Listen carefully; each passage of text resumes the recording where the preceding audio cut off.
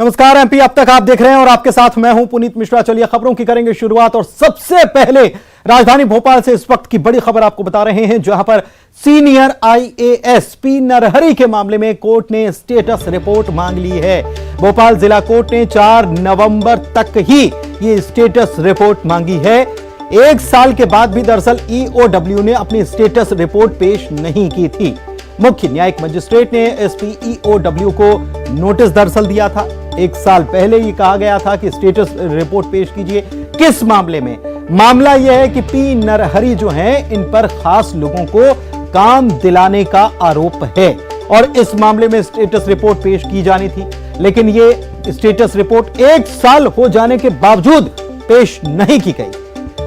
दरअसल आपको बता दें कि पी नरहरि पर आरोप है कि जब वो जनसंपर्क में थे, इस दौरान उन्होंने करीबियों को काम दिलाया था। इस मामले को लेकर वकील यावर खान की तरफ से कोर्ट के आदेश की अवमानना के संबंध में शिकायत की गई थी और आवेदन दिया गया था। ईओडब्ल्यू के एसपी के खिलाफ यह आवेदन दिया गया था, जिसके बाद अब ईओडब्ल्यू के एसपी को यह निर्देश दिए गए हैं कि 4 नवंबर तक इस मामले की स्टेटस रिपोर्ट आप पेश कीजिए। जनसंपर्क विभाग के पूर्व में तत्कालीन कमिश्नर पी नरहरि के खिलाफ आज मुख्य न्यायिक मजिस्ट्रेट भोपाल ने एसपी ईओडब्ल्यू को कार्रवाई अभी तक क्यों नहीं की जा रही, इस पर उन्हें 188 आईपीसी का नोटिस भी दिया है। कोर्ट ने पी नरहरि के विरुद्ध इस शिकायत आवेदन पर संज्ञान लिया है और ईओडब्ल्यू एसपी से स्टेटस रिपोर्ट प्रतिवेदन बुलाए हैं, लेकिन विगत 1 साल से आर्थिक अपराध अन्वेषण ब्यूरो की ओर से स्टेटस रिपोर्ट और प्रतिवेदन जब कोर्ट में प्रस्तुत नहीं की गई तो कोर्ट ने इस पर सख्त नाराजगी व्यक्त की। तो कोर्ट ने नाराजगी व्यक्त की है कि 1 साल का समय दिया गया था, लेकिन इसके बावजूद भी स्टेटस रिपोर्ट पेश नहीं की गई। ये बहुत हैरान करता है। हमारे साथ हमारे सहयोगी मनोज राठौर संवाददाता भोपाल से जुड़े हुए हैं, सीधे उन्हीं के पास चलते हैं और उनसे इस पूरे मामले को समझते हैं। मनोज, ये बहुत हैरान कर देने वाला मामला भी है और ईओडब्ल्यू की काम की रफ्तार कितनी धीमी है, इस पर भी सवाल खड़े होते हैं, क्योंकि 1 साल का वक्त, उसमें भी स्टेटस रिपोर्ट पेश नहीं की गई। फिर अवमानना का मामला लगाया गया, तब जाकर फिर कोर्ट ने वापस कहा कि आप 4 नवंबर तक इस मामले की स्टेटस रिपोर्ट पेश कीजिए। और यह बहुत गंभीर मामला इसलिए है क्योंकि एक आईएएस पर सवाल उठ रहे हैं पी नरहरि पर। जी बिल्कुल, क्योंकि जनसंपर्क में रहते हुए जब वो कमिश्नर थे तो उन पर ये आरोप लगाए गए थे कि जो भी जनसंपर्क के काम है, प्रचार प्रसार के या दूसरे कामकाज, वो बिना टेंडर प्रक्रिया के अपात्र लोगों को दिए गए, जिससे शासन को नुकसान हुआ। और ये भी आरोप लगाए गए कि जिन अपात्र लोगों को ये काम, जो कि लाखों का काम था, जो दिया गया है, वो ज़मीनी स्तर पे हुआ ही नहीं।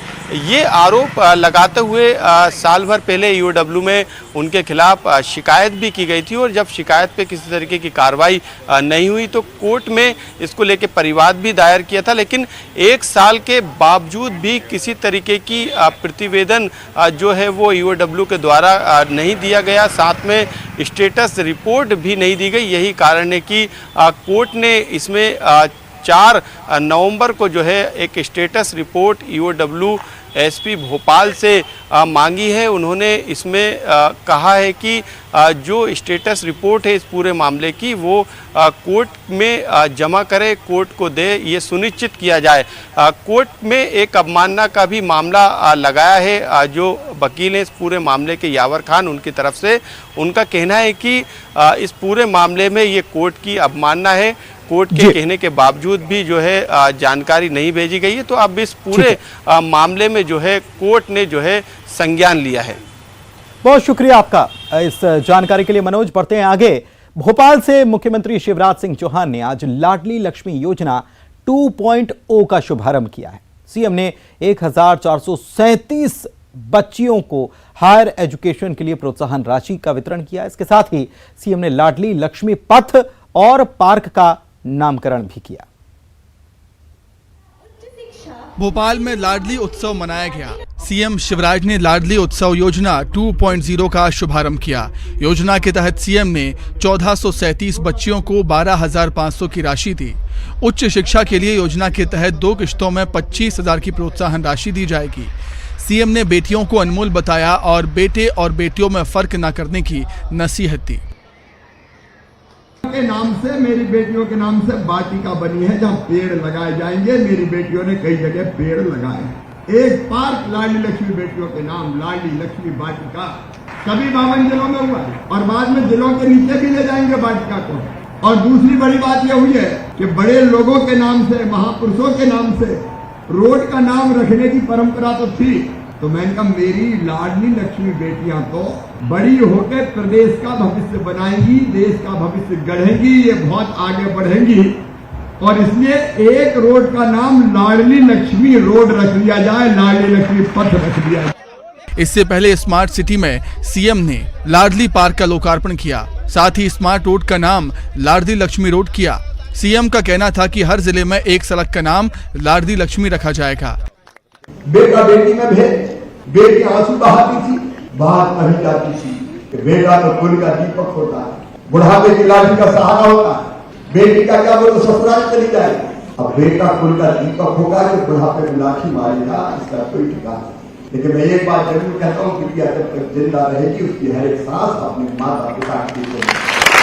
लाडली लक्ष्मी योजना का विस्तार किया गया। यही नहीं, सीएम का कहना था कि समाज की मानसिकता भी इससे बेटियों के प्रति बदलेगी। सीएम ने बेटियों के साथ तस्वीर भी खिंचवाई और खूब हौसला भी बढ़ाया। प्रदेश के गृह मंत्री ने मंत्रालय में अफसरों के साथ आज बैठक की और इस बैठक में उन्होंने नशे के कारोबार को रोकने के लिए बड़ा फैसला लिया है। दूसरे राज्यों से पकड़े गए अपराधियों के मामले नारकोटिक्स कंट्रोल ब्यूरो को सौंपे जाएंगे। साथ ही पुलिसकर्मियों की समस्याओं के समाधान के लिए 0 पॉइंट पर जाकर सोचने का निर्देश दिया गया।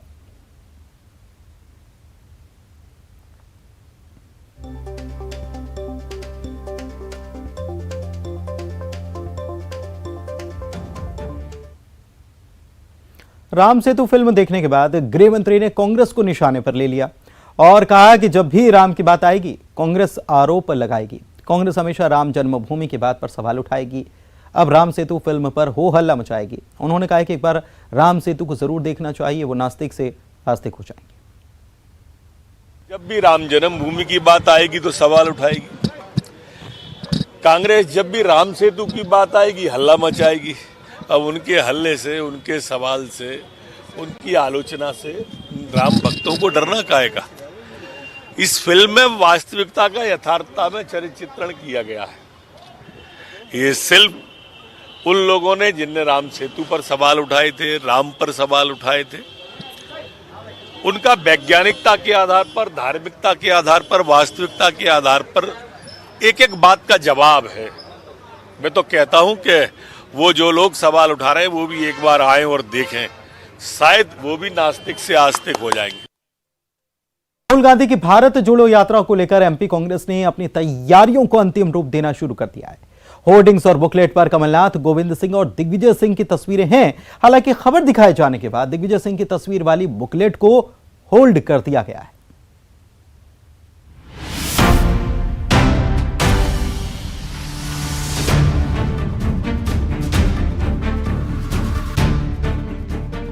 राहुल गांधी की पदयात्रा को लेकर कांग्रेस ने तैयारियों को अंतिम रूप देना शुरू कर दिया है। हैदराबाद में नेता प्रतिपक्ष गोविंद सिंह ने राहुल गांधी से मुलाकात की और मध्य प्रदेश की वित्तीय स्थिति और किसानों की समस्या को लेकर जानकारी दी। यही नहीं, मध्य प्रदेश के राजनीतिक हालातों को लेकर भी गोविंद सिंह ने अपडेट किया। पीसीसी दफ्तर पर भारत जोड़ो यात्रा को लेकर होर्डिंग्स सजने लगे हैं। एमपी कांग्रेस ने एक बुकलेट भी तैयार की है। पहले बुकलेट में दिग्विजय सिंह की तस्वीर थी, लेकिन अब इसे होल्ड कर दिया गया है। दरअसल दिग्विजय सिंह ने अपनी तस्वीर ना छापने का अनुरोध किया था, बावजूद इसके उनकी तस्वीर छापी गई थी। उधर तस्वीर छापने और होल्ड करने को लेकर नरोत्तम मिश्रा ने तंज कसा है। नरोत्तम मिश्रा का कहना था कि दोनों के बीच मतभेद है। अब ये उन दोनों की आपस की खींच है। जो वो कहेंगे वो ये नहीं मानेंगे, जो वो करेंगे तो कमलनाथ जी नहीं मानेंगे। तो ये दोनों का है, वो एक दूसरे की मान ही नहीं रहे, पता नहीं क्या हो गया है। राहुल गांधी के भारत जोड़ो यात्रा के दिग्विजय सिंह संयोजक हैं। यही वजह है कि बीजेपी के निशाने पर दिग्विजय सिंह हैं। भोपाल में अन्नपूर्णा योजना में गड़बड़ी मामले पर सियासत शुरू हो गई है। कांग्रेस ने प्रदेश सरकार पर भ्रष्टाचार के आरोप लगाए। वहीं बीजेपी का कहना है कि दोषियों पर कार्रवाई हो रही है। अन्नपूर्णा योजना में राशन में गड़बड़ी को लेकर 15 अधिकारियों को सस्पेंड कर दिया गया। जांच में दोषियों को बचाने वाले 15 अधिकारियों पर कार्रवाई हुई। यही नहीं, 39 राशन दुकानों का आवंटन भी रद्द कर दिया गया। गड़बड़ी की शिकायत के बाद भोपाल में 70 दुकानों की जांच कराई गई थी। गड़बड़ी मिलने पर 39 दुकानों के आवंटन को रद्द कर दिया गया। वहीं अब इस मसले पर सियासत भी गर्मा गई है। कांग्रेस ने राशन के नाम पर भ्रष्टाचार के प्रदेश की सरकार पर आरोप लगाए हैं। जिन अधिकारियों को सस्पेंड किया गया है उनसे चुनावी फंड वसूला जाएगा। क्या अभी तक सरकार को नहीं मालूम था कि पूरे मध्य प्रदेश में राशन घोटाला चल रहा है, कितने सालों से चल रहा है? अधिकारियों को आप दंडित कर रहे हैं, मगर बगल में छोरा और गांव में डिंडोरा। मुख्यमंत्री जी के पास ही बैठते हैं राशन घोटाला के मास्टर किंग। उधर बीजेपी का कहना है कि सरकार भ्रष्टाचार को लेकर सख्त है, यही वजह है कि कार्रवाई की जा रही है। मध्य प्रदेश में मामा शिवराज जी की सरकार है और किसी भी गरीब के हिस्से का एक दाना भी यदि कोई लूटना चाहेगा, चाहे वो अधिकारी हो, कर्मचारी हो, राशन का माफिया हो, उसको छोड़ा नहीं जाएगा। और ये मध्य प्रदेश के इतिहास की अब तक की सबसे बड़ी कार्रवाई है, जहां ऐसे लोग जो गरीब का राशन डकारते थे उनको निलंबित किया गया है। राशन के दुकान वाले नापे गए हैं, राशन विभाग के अधिकारी नापे गए हैं, और तो और जो जांच करने वाले संयुक्त संचालक स्तर के अधिकारी थे जिन्हें लीपापोती करने का प्रयास किया, उनको भी नहीं बख्शा गया है। राशन वितरण को लेकर सीएम जिलों की समीक्षा बैठक के दौरान अपडेट लेते रहते हैं। सीएम के सख्त रवैये की वजह से कई जगहों पर कार्रवाई भी हुई है। इधर पूर्व सीएम उमा भारती के शराब पर दिए गए बयान के बाद अब बीजेपी के विधायक अजय बिश्नोई की तरफ से भी बड़ा बयान आया है। अजय बिश्नोई ने कहा है कि प्रदेश में आसानी से उपलब्ध हो रही शराब से बर्बादी हो रही है। माफिया गली मोहल्ले में आसानी से शराब बेच रहे हैं। ये भी कहा कि अगले चुनाव में जीत के लिए उनकी पार्टी यानी बीजेपी को कठोर कदम उठाने पड़ेंगे। उधर कांग्रेस प्रदेश महासचिव सौरभ नाटी शर्मा ने प्रदेश सरकार पर निशाना साधा और कहा कि बीजेपी कार्यकर्ताओं और युवा सरकार के संरक्षण में घर घर शराब बांट रहे हैं। शराब अपने आप में एक बड़ी भारी जो है खराबी है, और जब शराब बहुतायत में उपलब्ध हो जाए, हर गली कूचे में मिलने लग जाए, हर गांव के अंदर मिलने लग जाए, सहजता से उपलब्ध होती है, तो आदमी उसका उपयोग भी उतना ही ज़्यादा करता है और उतना बर्बाद होता है। छोटे बच्चे बर्बाद होते हैं। इस चीज़ के खिलाफ मैंने लगातार माननीय मुख्यमंत्री जी से कहा है, और मेरा ये लड़ाई का मुद्दा है। और न सिर्फ लड़ाई का मुद्दा है, अगला राजनीतिक चुनाव के लिए भी मेरे को लगता है ये एक ऐसा मुद्दा है जिस मुद्दे के कारण भारतीय जनता पार्टी सहज रूप से हर एक पोलिंग बूथ में 100 वोट बढ़ा सकती है और अगला 2023 का चुनाव सरलता से जीत सकती है। पार्टी तो हमेशा से कहती आ रही है कि जब भी भारतीय जनता पार्टी की सरकार प्रदेश में काबिज होती है तो शराब माफिया खूब फलता फूलता है। भारतीय जनता पार्टी की सरकार के चलते गांव-गांव में आपने देखा होगा उनके कार्यकर्ता झोलों में शराब ले लेके दुकान तो छोड़िए गांव-गांव तक गली-गली तक पहुंचाने का काम करते हैं। वही हालत शहर का रहता है।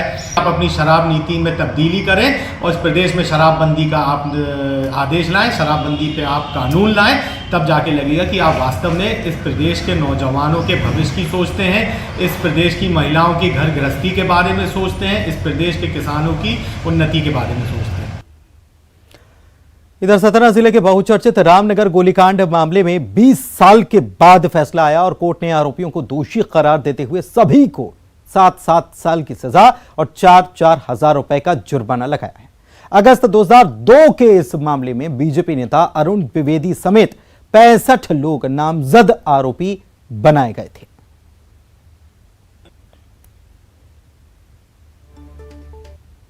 अनेकों गवाह पेश किए गए।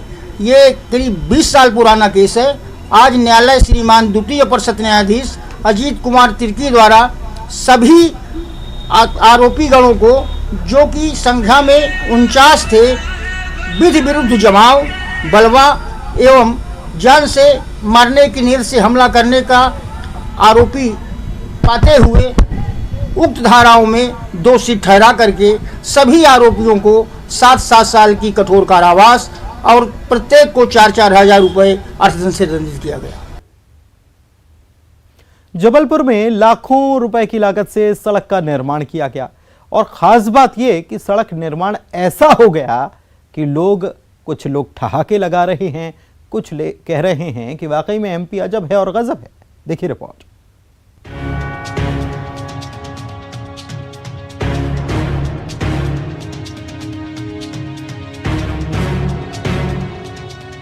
जबलपुर में बनी ये सड़क दीवान आधार सिंह वार्ड की है। 500 मीटर लंबी इस सड़क को गौर से देखिए। ठेकेदार ने सड़क बनाने के लिए इस वाहन को नहीं हटाया, बल्कि उतनी दूर सड़क ही नहीं बनाई। पेट्रोल पंप से पचमढ़ा मंदिर तक सड़क चौड़ी है, लेकिन यहाँ इस वाहन की वजह से सड़क पतली हो गई। दरअसल यहाँ थाना हुआ करता था, जहाँ जब्त वाहनों को खड़ा किया जाता था। थाना हट गया, लेकिन गाड़ी नहीं हटी। और तो और ठेकेदार को सड़क बनाने की इतनी जल्दी थी कि वाहन को बिना हटाए सड़क बना दी। वजह क्या है? सबसे पहले आप तस्वीर देखिए कि 500 मीटर लंबी सीसी रोड का निर्माण कार्य जबलपुर शहर के दीवान आधार सिंह वार्ड में किया गया, लेकिन एक ट्रक यहां खड़ा रहा और ट्रक चूंकि खड़ा रहा लंबे समय तक, तो सड़क ठेकेदार ने उस ट्रक के हिस्से को छोड़ करके बाकी पूरी सड़क सरपट बना दी। कहीं ना कहीं ये सोशल मीडिया में भी इसकी तस्वीर वायरल हुई और उसके बाद जब तफ्तीश की गई तो पता चला कि दरअसल ट्रक थाने द्वारा जब्त किया गया है, जिसमें अवैध रेत का भंडारण था और कुछ महीनों पहले ही इस ट्रक को जब्त किया गया था, लेकिन ये ट्रक अपनी जगह से हिल नहीं सका। लाखों रुपए के सड़क का निर्माण कार्य जो कि लोकहित में था उसे होना था, लेकिन सरकारी विभाग के बीच का सामंजस्य देखिए कि ट्रक ना तो हट सका, ना सड़क का निर्माण कार्य इतने हिस्से में हो पाया।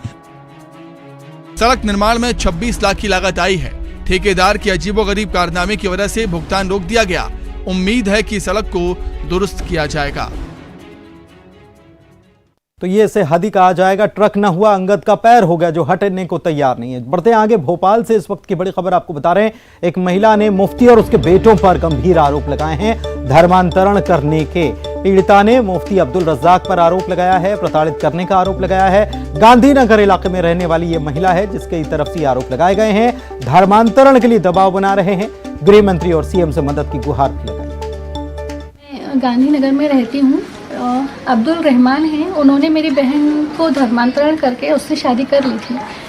2010 में कर ली थी। उसके बाद अभी 4-5 सालों से 6 सालों से मेरे ऊपर प्रेशर बना रहे हैं, क्योंकि मेरी 2013 में शादी हो गई थी। और आइए अब देखते हैं